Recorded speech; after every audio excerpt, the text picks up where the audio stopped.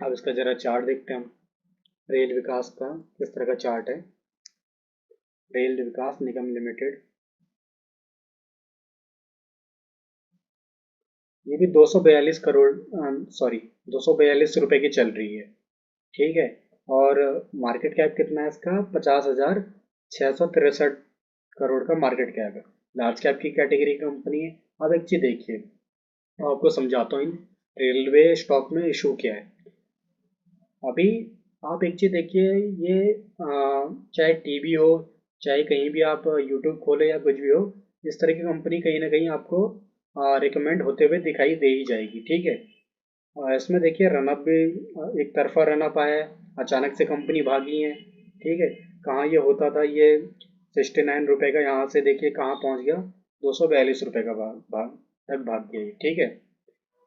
अब इस तरह की कंपनी जो होती है वो रिस्की होती है काफ़ी। अब मैं एक चीज़ समझाऊँ आपको, 242 रुपए का तो आप अभी खरीद लोगे, ये सोच के कि ये दुगनी हो जाए। जैसे पहली हुई है नीचे में, जैसे ये 60-70 की थी, वैसे ही 242 तक पहुंच गया और आगे भी पहुंच जाए।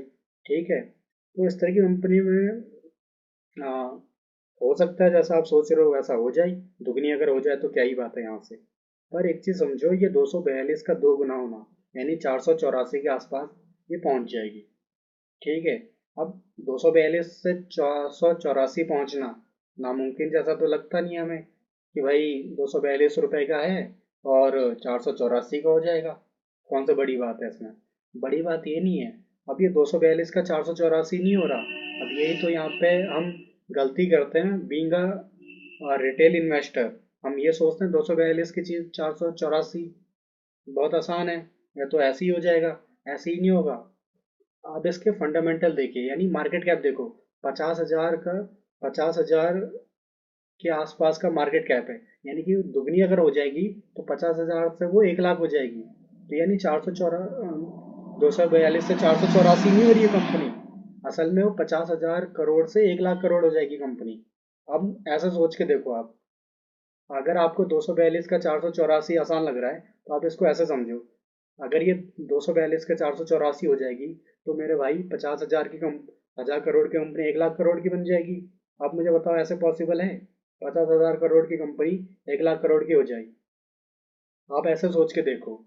और ऐसी कंपनी जिसके अंदर में कमाई ही नहीं है कुछ, यानी कि जो कुछ कमाती ही नहीं है, जिनकी कोई सेल्स ही नहीं है, इस तरह की कंपनियां जब हम ये सोचते हैं कि दुगनी हो जाए या 3 टाइम हो जाए, 4 टाइम हो जाए, मल्टीपैगर बन जाए, तो हमें एक बार सोचना चाहिए कि उनका मार्केट कैप और पी रेशियो और उनकी सेल्स ग्रोथ को देख के हमें डिसीजन लेना चाहिए। ना कि ये कि सिर्फ हम प्राइस का हमें क्लिक बेट दिख जाए, अरे ये तो 10 रुपए का है खरीद लो, 242 का है खरीद लो, 500 रुपये से नीचे के जितने स्टॉक दिखें वो सारे खरीद लो, ये सांस में कि ये भाई इनमें 2 टाइम 3 टाइम पैसे बन जाएंगे, ऐसे नहीं होता।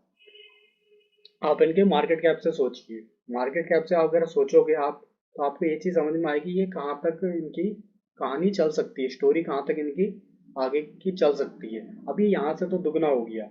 दुगना इसलिए हो गया क्योंकि क्योंकि डिमांड आ रही है। डिमांड इसलिए आ रही है क्योंकि लोग ने टीवी और सोशल मीडिया और ये यूट्यूब जैसे प्लेटफॉर्म पे देख देख के आके खरीद रहे हैं।